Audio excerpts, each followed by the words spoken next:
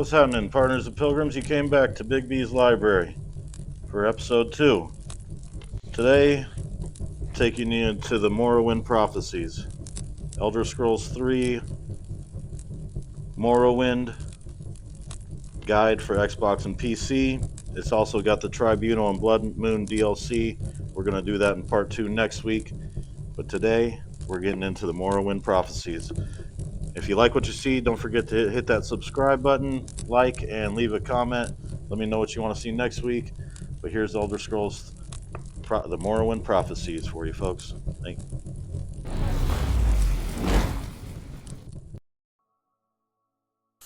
Alright, what's happening, partners and pilgrims? It's Big BS here, and welcome to another episode of Big B's Library, where I take you through the gaming guides and art books and graphic novels and such, collector's books that I have in my library here. Today we are going through, like we mentioned, the Morrowind Prophecies Game of the Year edition.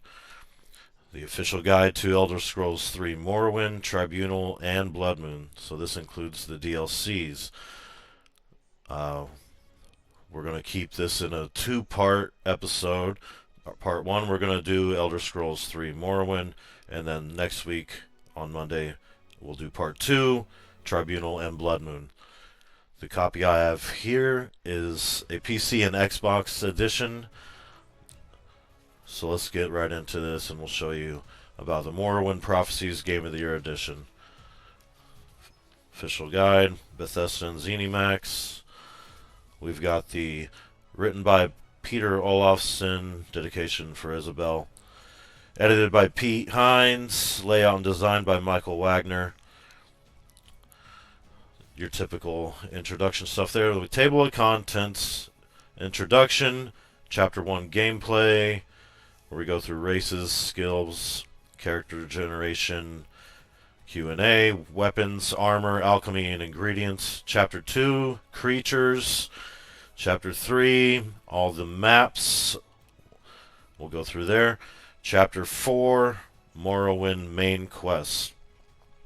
Then we go into Chapter 5, faction quests. There's a lot of factions here. Chapter 6, Morrowind miscellaneous quests. And then Chapter 7, this will be the beginning of Part 2 that we'll do next week. The Tribunal gameplay and maps, where we go through everything in the Tribunal DLC. Chapter 8, Tribunal quests. And then Chapter 9, we will do Bloodmoon gameplay and maps. Chapter 10, Bloodmoon quests. Alright, so page 1, we have the introduction. When you arrive on the island of Vardenfell, your destiny and the fate of Morrowind may seem like rather distant and even confusing matters. But your small scrapes and discoveries as you find tentative footing in this strange land are played out against a broad tapestry of conflicting internal interests and the rise of a monstrous outside force. In an earlier era, Lord Nerevar, the great hero of the Dunmer people, as Morrowind's native dark elves call themselves, defeated the dwarves and their ally, the Dunmer trader Dagathur, in a great battle at Red Mountain. But Dagathur somehow survived, and dwelling in the darkness under the volcano, he lusts for revenge. Technically, he is imprisoned. The Tribunal Temple, essentially the Church of Morrowind, ringed the volcano's crater with magical wards. But major bad guys who are merely imprisoned are not utterly destroyed, have a way of making a comeback. And sure enough, Dagathur is making a comeback.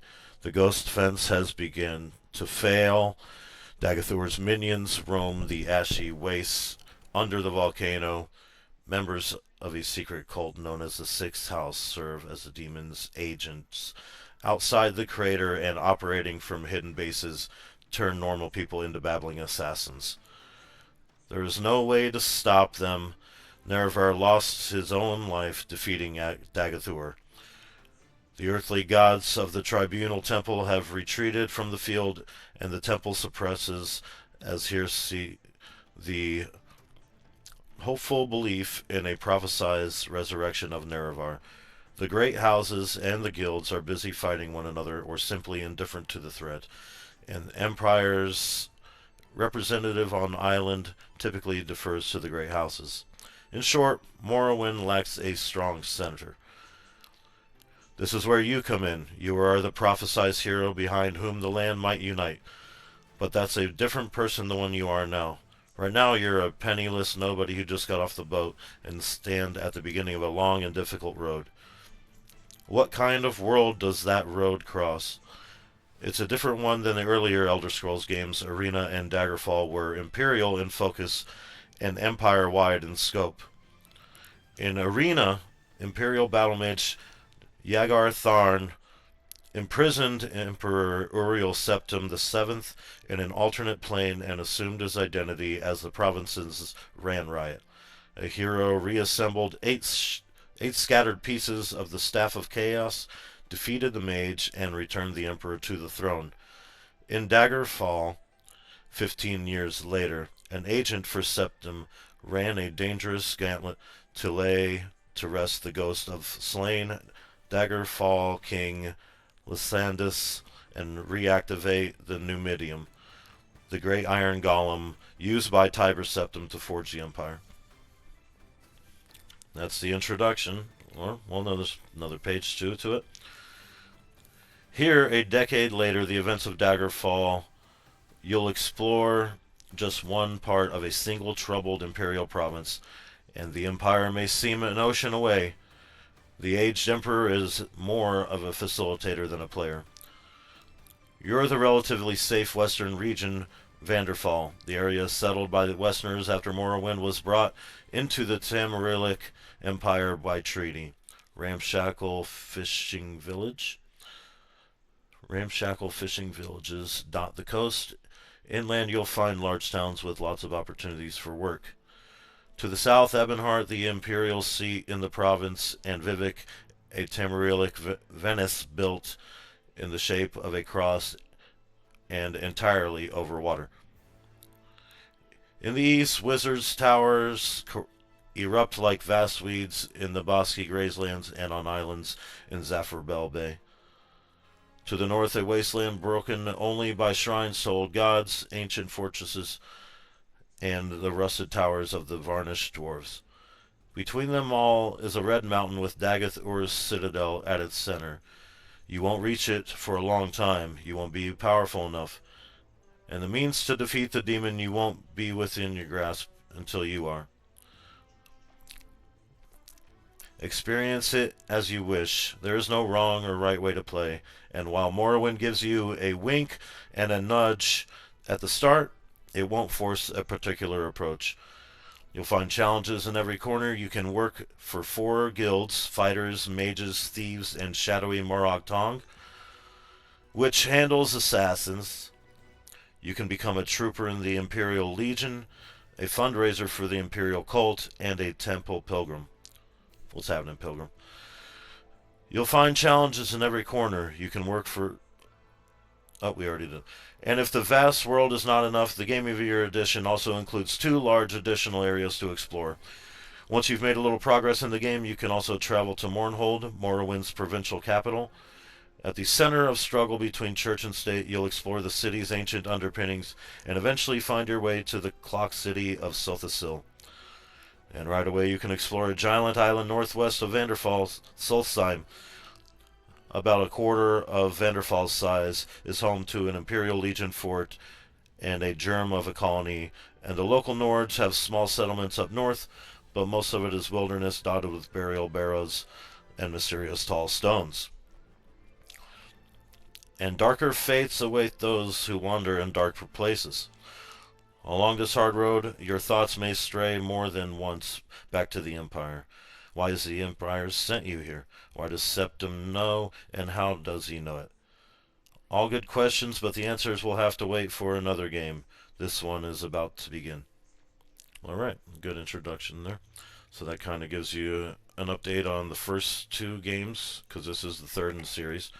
If you never played those, that catches you up to speed and gives you a brief summary of what to expect in Morrowind, Tribunal, and Bloodmoon. So now we go into Chapter 1 gameplay. We have the races. Every race starts with different values for each of your 8 attributes. They also differ between sexes. These attributes are further modified by your class's favorite attributes and birth sign. So we have the Nord, the Breton, the Dark Elf, the Red Guard, the Imperial, and the High Elf. Nord's got the highest starting strength, next to Breton, or next to Red Guard, rather. Highest intelligence is going to be the High Elf, so that's your magic guy if you're looking for that. Imperial is going to be a all-around, well-rounded, but high in personality. He's good at talking his way out of stuff. Dark Elf, high speed, high intelligence as well. Your Breton, willpower and intelligence is very high. Red Guard, strength and endurance, he's going to be your good fighter. And then we got a couple more here. Wood Elf, Argonian, Orc, and Khajiit. Personally, I like the Argonian a lot because of the water breathing and resistance to poison. We'll get into that later. Skill bonuses. Skill bonuses. Each race receives bonuses to different skills based on their inherent abilities and attributes. Knowing these bonuses is helpful when choosing a class or creating your own custom. I'll tell you, when I played this game, I started over like 5 times because I would play through with a character I built and not have any idea what I was doing or getting into. And then after playing for a while, you finally realize, oh man, I should have put skills into this or that. It would have made things a lot easier to start out, like lockpicking and stuff like that. So I read my character a few times just to when I started to realize what was more important in the earlier stages of the game. So here we have acrobatics, alchemy, alteration, armorer, athletics, axe, block, blunt weapon, conjuration, destruction, enchant, hand-to-hand, heavy armor, illusion, light armor, long blade, marksman, medium armor, mercantile, mysticism, restoration, security, short blade, spear, speechcraft, sneak, unarmored. We'll turn the page here. So you'll see there are a lot of skills. I think in Skyrim, or Oblivion rather, Elder Scrolls 4, they kind of trimmed it down a little bit. But we'll get into that when we go through those guides. For now we're on here. So we got the character generation Q&A. If you decide to answer the series of questions to choose your class, you will be asked 10 questions. Below is a chart showing how your answers help determine your character, and a list of the questions and answers according to stealth, combat, or magic. Each class has numbers in up to 3 columns, which show the number of answers of that type. You need to create that type of character. So if you select 4 stealth answers and 4 magic answers, you'll create a Nightblade. So there's stealth, combat, magic. Depending on the answers to the questions, it'll determine. So we'll go through the questions here.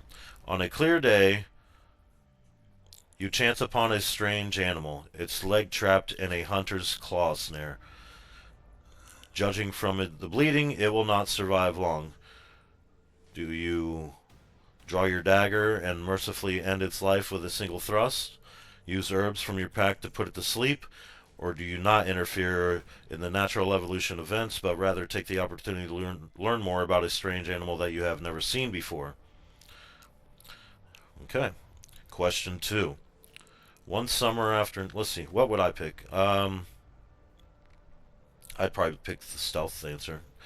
Question 2. One summer afternoon, your father gives you a choice of chores. Work in the forge with him, casting iron for a new plow, gather herbs for your mother who is preparing dinner, or go catch fish at the stream using a line.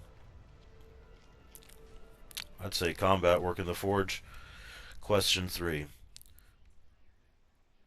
Your cousin has given you a very embarrassing nickname, and even worse, likes to call you it in front of your friends. You have asked him to stop, but he finds it very amusing to watch you blush? Do you beat up your cousin, then tell him that if he ever calls you that nickname again, you will bloody him worse than this time? Make up a story that makes your nickname a badge of honor instead of something humiliating? Or make up an even more embarrassing nickname for him and use it constantly until he learns his lesson? I'd probably go with the stealth one again. So we did a stealth, combat, stealth.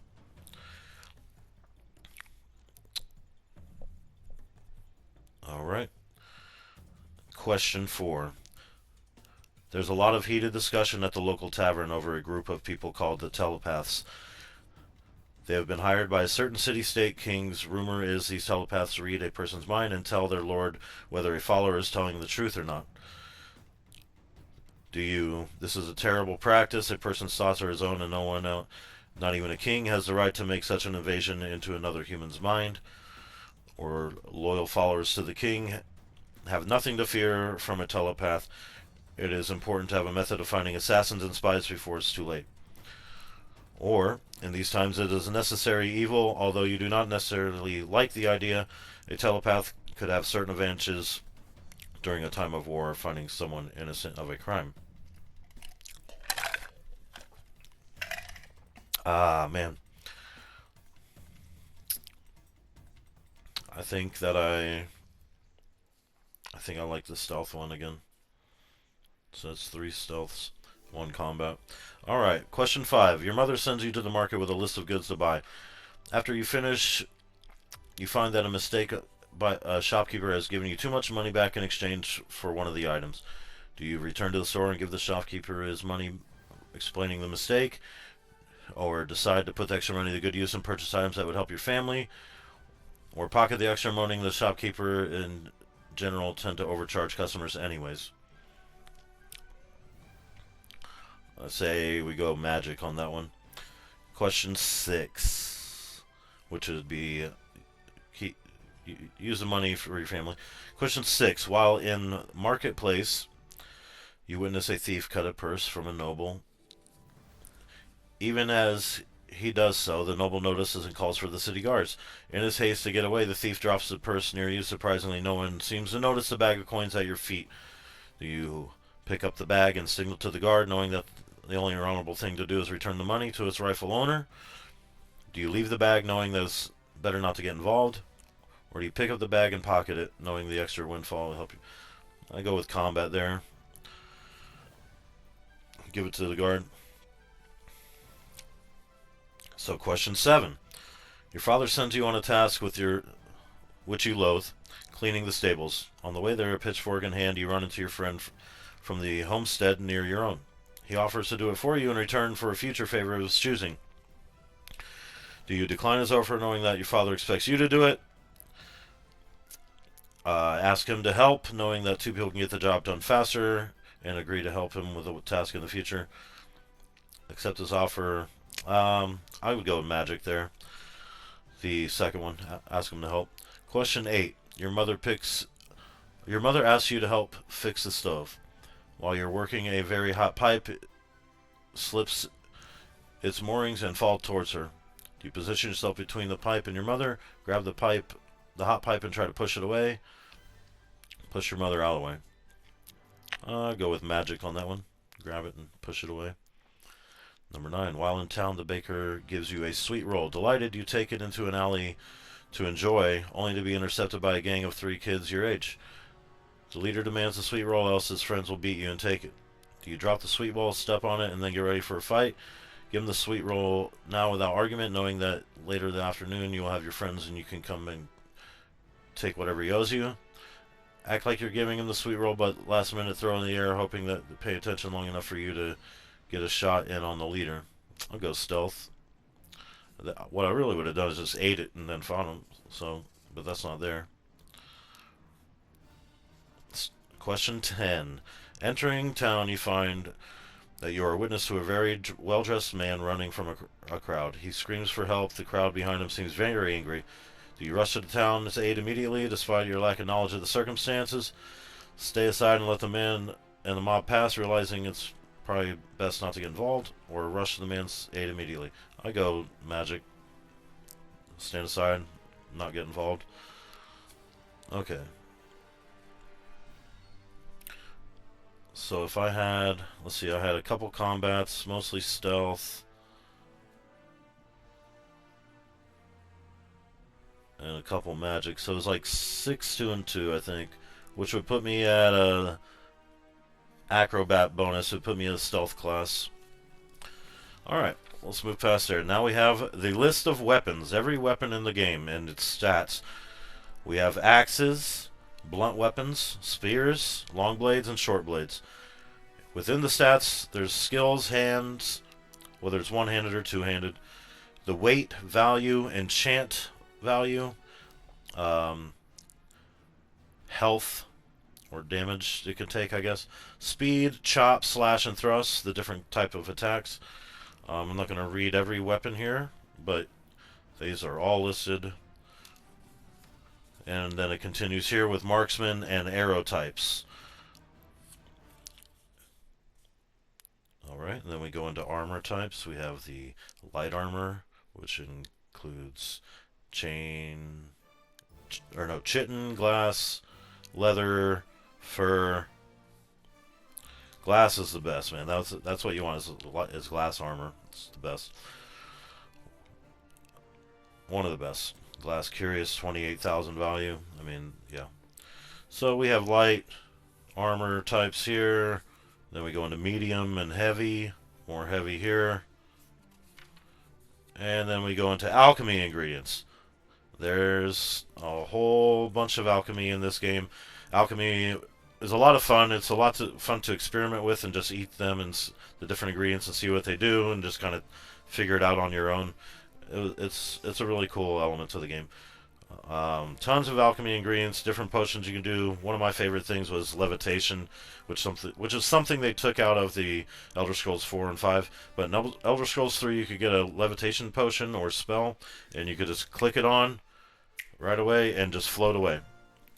If you were in a fight that was too hard, it was awesome. Or you just wanted to get up to the top of a tower quick. Alright, so here we have Chapter 2, The Creatures. We got a big picture of the orc, and you'll see that this is not a color guide. This is all kind of black and white print. This is, even though it is a Game of the Year edition, it's not. This is an old school kind of thing. I wish there were some color pictures in it on some nice quality paper, but that's for the art book. These pages are very thin. It's in great shape though, still for being 20 years old or so. So we got the big orc there. Creatures. There's another typo. I'm finding a lot of typos in here. This E should be a T because it says it says throughout, like it's missing a T there. It should be throughout the world you will find a wide variety of fauna in every shape and size. Some are nothing more than a mere nuisance or good target practice, while others can be and should make you very afraid. Creatures can be organized into 4 different groups: creature, humanoid, undead, daedra.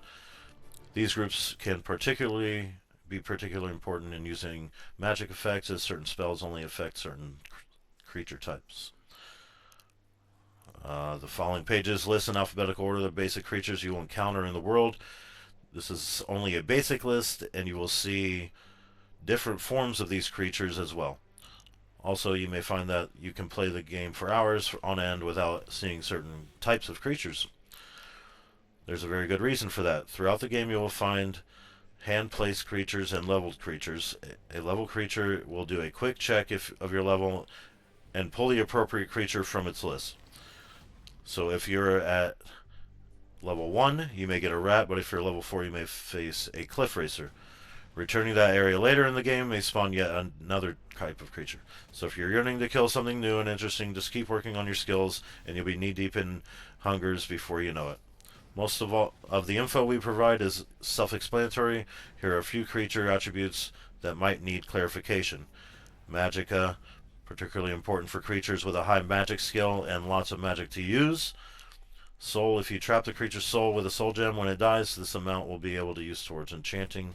Combat skill, this value is used anytime the creature attempts to do combat-based skill action such as attacking or running. Magic skill. This value is used anytime the creature attempts to do a magic-based skill action such as casting spells. Best attack. The range and damage of the creature can do using its best attack. Willpower determines the creature's magic resistance. Agility determines how easy or hard the creature is to hit. Magic. This isn't just available spells, but also diseases, resistance, and abilities. So we have the Elite. He's a creature. We have the Ashgul, humanoid, Ancestor, ghost, undead, Ascended Sleeper, humanoid, the Ash Slave, Betty Netch, Bone Walker, Lesser Bone Walker. Oh, I'm going in the wrong order. Ash Zombie, Bone Lord, Greater Bone Lord, and Bull Netch. Centurion Sphere, Centurion Spider, Clan Fear, Cliff Racer, Corpus Stalker, Daedroth. You'll see them at higher levels. Dremora Lord. These guys are tough. Be careful if you see them, but they got great loot, great armor. Dwarven Spectre, Flame Atronach. The Atronachs are tough.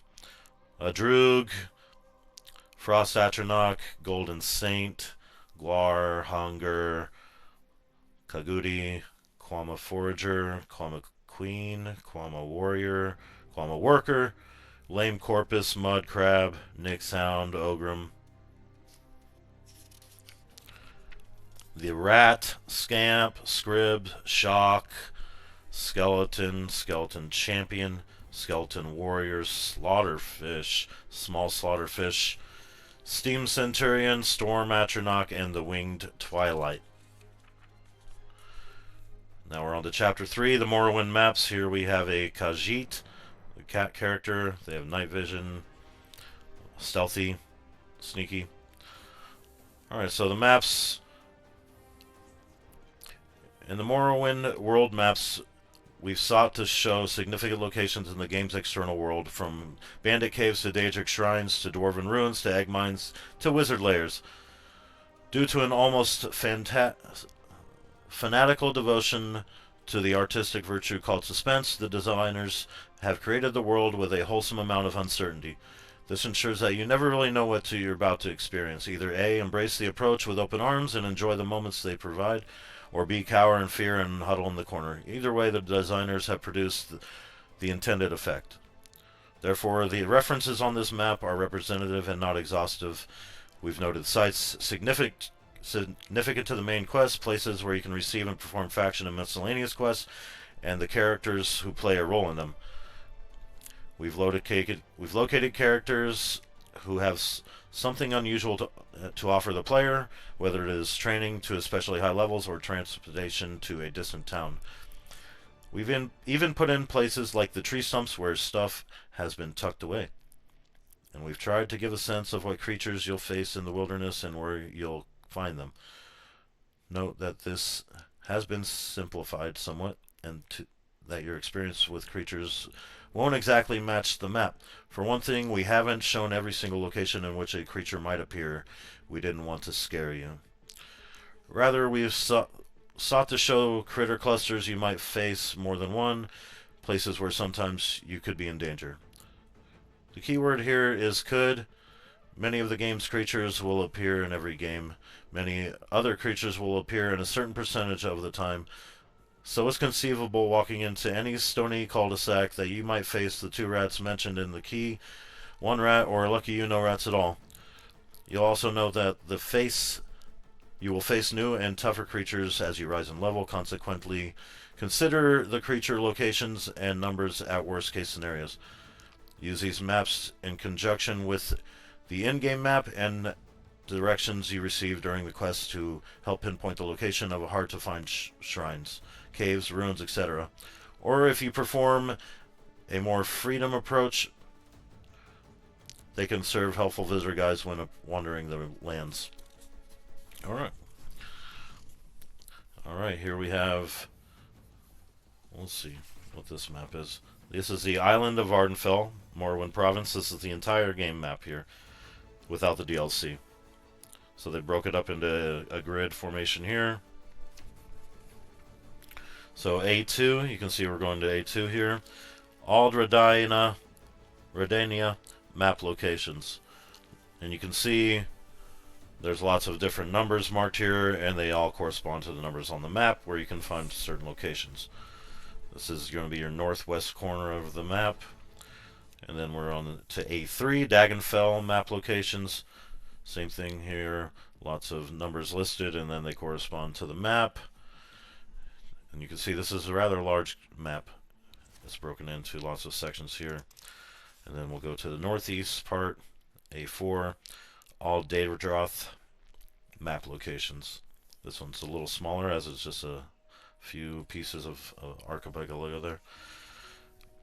And we move on to the next page, B1, Nisus map locations. This has a lot of locations. Almost the whole page is filled. 54 locations here. Alright.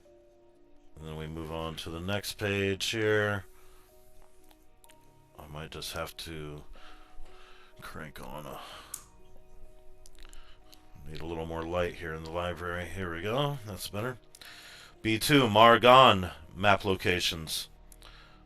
38 locations listed here. Then we move into the center here. B3, Dagath Ur map location. Not quite the center. North center. 27. Kind of a light one there. This one's full again. Tel Mora map locations in B4. The Tel Mora region. 48 locations listed. And then C2, Alderun. Lots of mountains in this island. It's very mountainous. 52 locations on this page, on this map. Oh, and then it continues actually to 99. So there is 99 locations marked on this map here. Almost 100. Alderun map location. So this is the biggest chunk of map that we've had yet. The C2. Now we go to C3. Ghost map gate, or Ghost Gate map rather. Only 34 locations in here.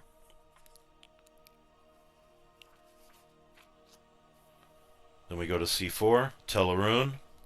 Lots of locations here. They even start on this page here. We're up to 48 here.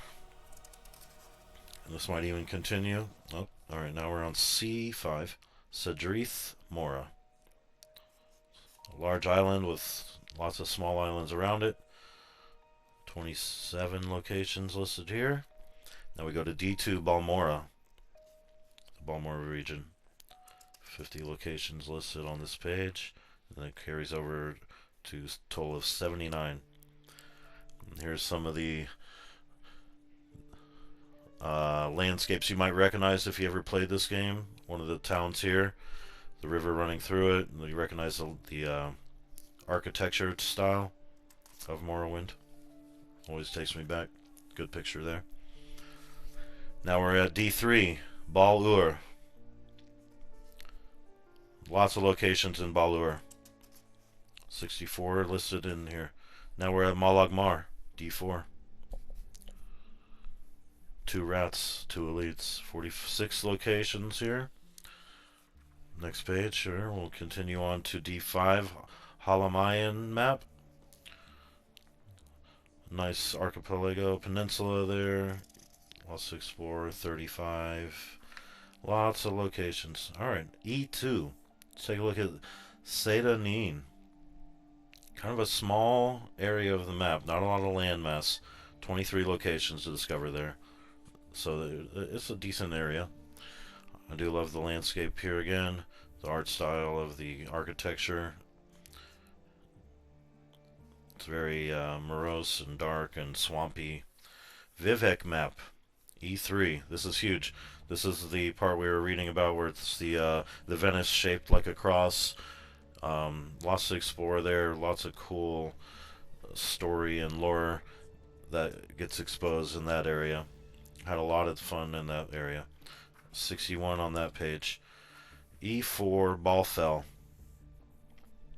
Finally, right? The Balfell region.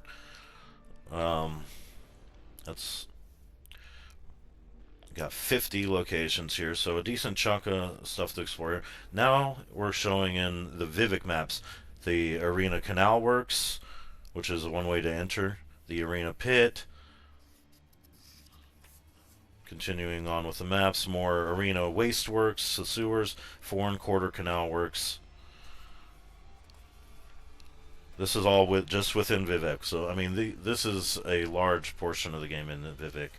Foreign Quarter Upper Wasteworks, Foreign Quarter Lower Wasteworks, Foreign Quarter Plaza, the Hall of Wisdom, Hall of Justice, High Fane. Lots of maps here. Hlalu Canal Works, Hlalu Plaza, Hlalu Wasteworks, the Redoran Canal Works, the Redoran Wasteworks, Redoran Plaza. It's all very similar in style and shape. Canal Works, St. Deline Plaza, St. Deline Wasteworks, St. Ohms Canal Works, St. Ohms Wasteworks, St. Ohms Plaza. So we can kind of glide through here. If you want to look at it, just pause it. Telvanni Canal Works, Telvanni Wasteworks, Telvanni Plaza. There's a nice picture of the canal works running through the city of Vivek. Beautiful. Now look at this, fast travel. This is your fast travel map of the entire world map here. The dotted black lines are your boats that you can take to fast travel to each of these marked points. Silt Strider, which looks like a flea but the size of a dinosaur. That's your white perforated dotted lines there. And then Mage's Guild, you can teleport through the solid white lines around here. So this area right here has not a lot of fast travel to get there. Then we have the boat locations, Silt Strider locations. Those are nice. And the guild guides and the Vivek gondolas you can take to different parts of Vivek. Now we're into Chapter 4, the Morrowind main quest. Main quest walkthrough. The main quest in Morrowind begins innocently enough with a delivery errand. You may not even realize that this has begun. When it starts, you basically are nobody. You're basically a nobody, an undistinguished stranger in a strange land. By the time it ends, you will have become more than you can imagine. So we find the spy master, Cassis Cosades, and then we continue to Adamasartus. Adamasartus. Okay. And then find the Antibolus informant. We got a picture of Arcthond here. Sleeper's awake. Then we go to Moosgrab informant. Vivek informants. Adhiraner. Julia. Maramilo. Zainsubani informant. Then meet Sul Matul. Nabani Mesa. The burial cavern. Ursulaku burial cavern map here. As you continue through the main quest here, we go to the Six Souths. And then we have the Ulinibi cavern map here. Dagath Garas, Corpus Cure, Milogon, and we have Yagram Bagarn here. Interesting looking creature there. Then we go to the Ministry of Truth, this kind of floating rock in the sky. We meet Blada Hateria, Incarnate Mission. And then there's the map of Kogaroon. We'll continue through the main quest here. Head to the Ahe Musa safe. We'll meet Sinamu Mirpal. Then we head to the Zainab Bride to talk to Ashkan Kashad and Sunumu Zabamat. We'll continue over to the quest War Lovers, and meet Mani Rai, and then do the Redoran Hortator to meet Athene Serethi. And then we'll find the Halalu Hortator, and meet Yingling Half-Troll. Continue on to the Televani Hortator to meet Orvis Dren. And then we will go to meet Vivek. Finally, he's a god, in case you don't know that he's a god in this game. If you have not played it, spoiler alert, there he is, Vivek. Oops, okay, we're on the same page, right? Alright, we continue through more of the main quest here. We find Ghostgate, Vivek's plans, Ash Vampires, Keening, Sunder, a detour, and then finally destroy Dagathur.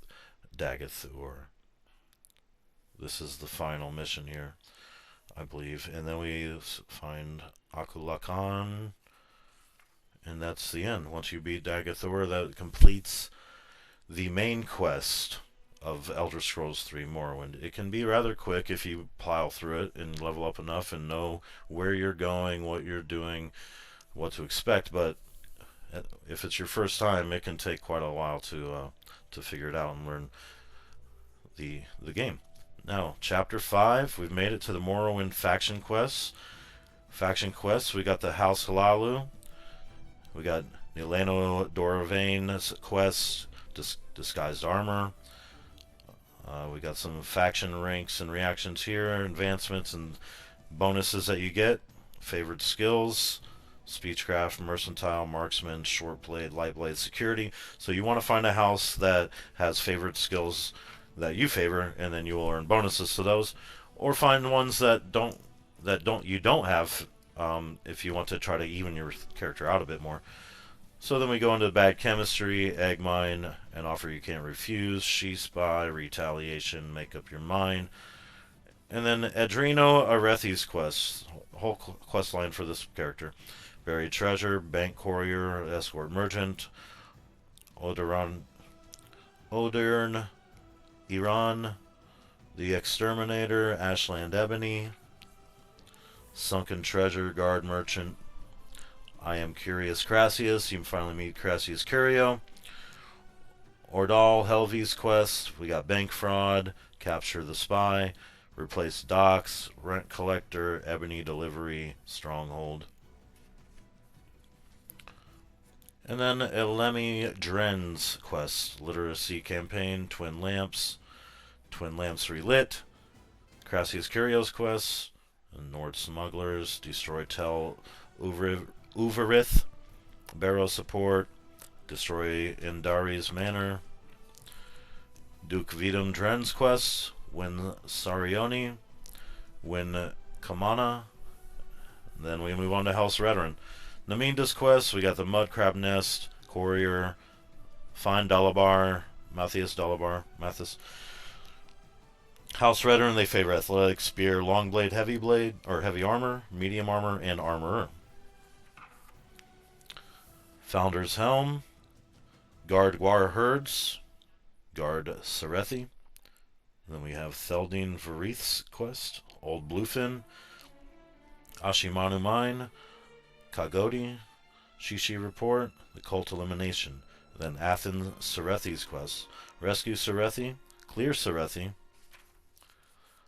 Honor Challenge, Shurin Ball, Mad Lord Milk, Arenthi Mandus, And then we have Laura Serrano's quest, 6 House Base, and we meet Galtis Govron. Find Theron, Harani Astolnapol. Find Gilladrin, Beaten Gilladrin, Lost Banners, Stronghold. There's a map, a little screenshot of the Stronghold.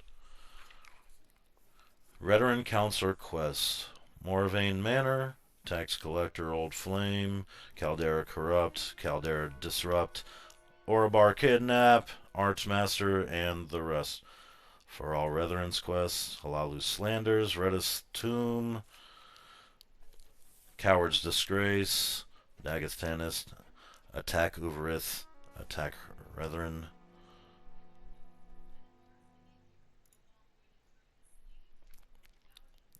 Then we move on to Tevuso, Bellis Quest, Coal Cave, Bill Collect, House Telvanni now. Alright, we've got Raven Oman's quest, Muck and Black Jinx. So they have favored skills: Mysticism, Conjuration, Illusion, Alteration, Destruction, and Enchant. So Telvanni's your magic house here. We have Ara Uvala's quest, Felisa Ulessen's quest, Baladas Demvani's quest, Malam Rion's quest, Galos Methendis quest, Therana's quest. So with all these quests, you're getting great great loot, great skill boosts, and leveling up, of course, and gaining rank through the world, and just exploring. It sends you all over the world. It's a good way to explore the world. It'll just take you wherever you want to go.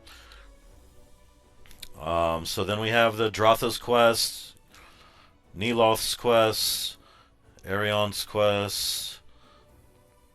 Lots of wizardry spells here. You get a lot of good loot from the Telvanni house there with the magic and everything. And magic's really good in this game.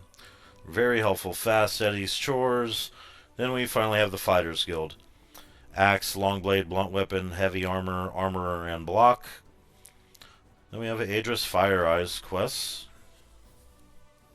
And then you complete those and move on to Lor Bamul Gro Aglok's quests. Say that one time fast. Hirundi's quests. And then we do a lot of for Hirundi. Perseus Mercius's quests. Nice name, Perseus Mercius. Then we meet Dalder Saris. Then Jorning Hardheart's quests. Then we got a picture of I think it's a Nord here, or a Breton maybe. Mages Guild. This is a good one too, the Mages Guild to get into. Edwina Albert's quest, so they favor alchemy and mysticism, illusion, alteration, destruction, and enchant, as would be expected. But like I said, learning the mage skills is a good choice in this game. Ajira's quests, Skink's quests, Rhaenys Aetheri's quests. And then we just keep sliding through. Trebonius Arturius's quests. Getting some fun names here. Now we move on to the Thieves Guild. Favorite skills: marksman, short blade, light armor, acrobatics, sneak, and security. The Thieves Guild. Yeah. I just want to see something. Did I? Yeah, alright. We're kind of skipping along here. Sugar Lips Habasi's quests. Engoth the Jeweler's quest, Big Helen's quest, Gentleman Jim Stacy's quest, the Baal Malagmar quests, Advanced quest. So yeah, you see, this gives a good thorough breakdown of everything. We got the Imperial Legion here now. Imperial Legion doesn't not. Oh, there they are. Favorite skills: athletics, spear, long blade, acrobatics, sneak, and security. Then we'll go through General Darius's quests, and we will go into Ismin the Dreamer's quests.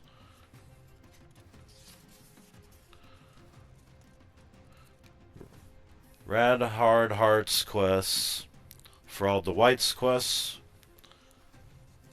Varus Vatinius's quests, and then we go on to the Imperial Cult.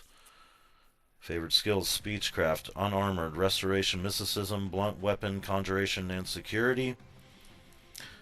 You go into Sinolian Tunufus's quests. These names, man. Ilias Trupter's quests. There's Fort Buckmoth. Ponius.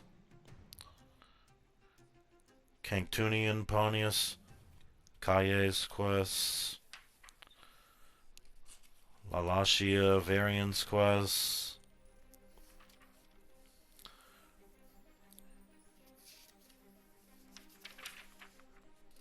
Tribunal Temple. So now this is more... No, Tribunal Temple's right. Okay. Tribunal Temple. Favored skills: unarmored alchemy, restoration, mysticism, conjuration, and blunt weapon. Tribunal Temple is a native religion in this land. Alright, so then we go into,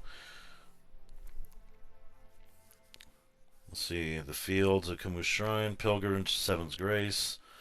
Lots of quests here for the faction. There we go. Endrin Lethen's quests. Tol's Valen's quests. Thar Rothaloth quests. And then we go to Uvu Laren's quests. Klama Eggs again. Clanfear. Tholar Sorioni's quests. And we'll just keep on flipping through. We got a good shot of the land here.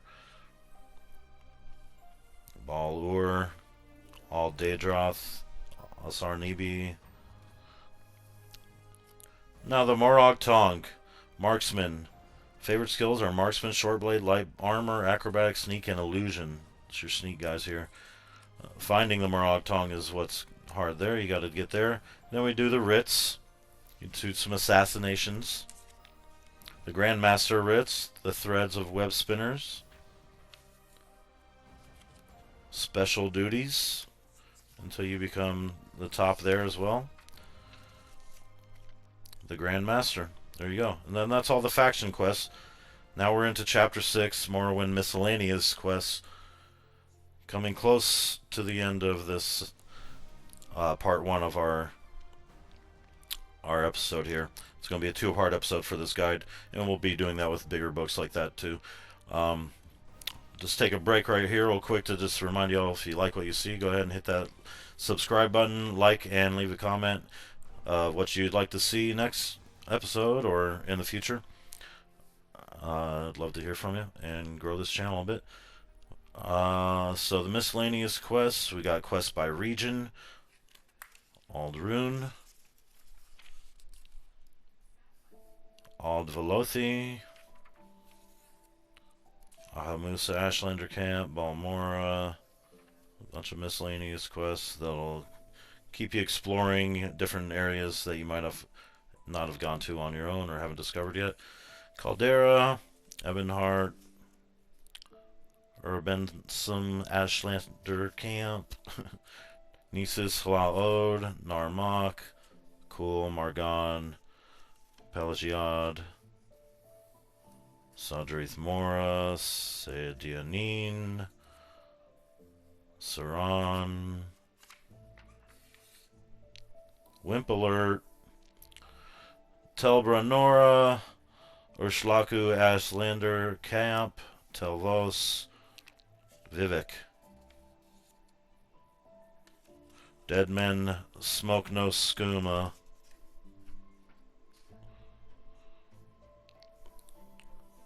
Lots of miscellaneous quests as well. There's lots to do in this game, man. Then we got Voss, then just the wilderness there. Quests by theme, Daedric quests. Shrine of Azura. I'd recommend doing those quests for sure. Get a good look at this page. Shrine of Malak Bal, Shrine of Sheogorath, Shrine of Mephala. We should definitely do the shrines. The romance quests. Bring me the head of Dare Nadrine, the girl upstairs. Keep on moving here to the vampire quests. So you've decided to become a vampire. Reason 1 to do vampire quests. A vampire can perform up to 11 of the 17 vampire quests in a given game. 3 of these are specific to the vampire clan you've joined. Joining a bloodline, which occurs automatically when you become a vampire, locks out the 6 quests of the other 2 bloodlines. Reason 2 to play as an incredibly powerful character. Yeah, playing as a vampire is awesome, but I definitely recommend not playing as a vampire first.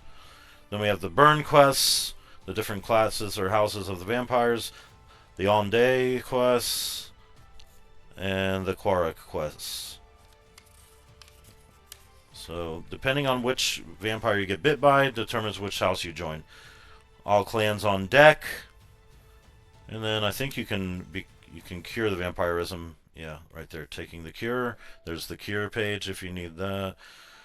Then we have some free-form missions: Radical Abolitionist, the Bookworm Quest, the Mystery of Princess Talara, Poison Song Caves, Dwellings, Ruins, Farms. So there's quests everywhere. Flora, Grottos, Mines, Secret Masters, organized by skill, so you can get trained in skills by finding these masters. Shrines, sixth house bases, strongholds, tombs. Lots of miscellaneous quests and faction quests make up a lot more than the main story. So, towns, under the sea. I mean, that's part of what makes this game such a long game to play, because you can just get lost doing anything. Wizard lairs, oddities, free stuff, weapons and armor, stupid player tricks. I did a lot of the tricks in this game just to get my acrobats up. I would just like put a book with my against my controller to make me constantly running all day while I was at work. Come back 100 acrobatic skill, athletics. Okay. Now looking back, now here we are, Chapter 7, Tribunal Gameplay and Maps. And this is where we end today's episode. We are going to continue the Tribunal and Bloodmoon in Part 2 next week. But I appreciate y'all tuning in. Don't forget to hit that subscribe and like and leave a comment. We'll see you on the next week. Thanks, guys.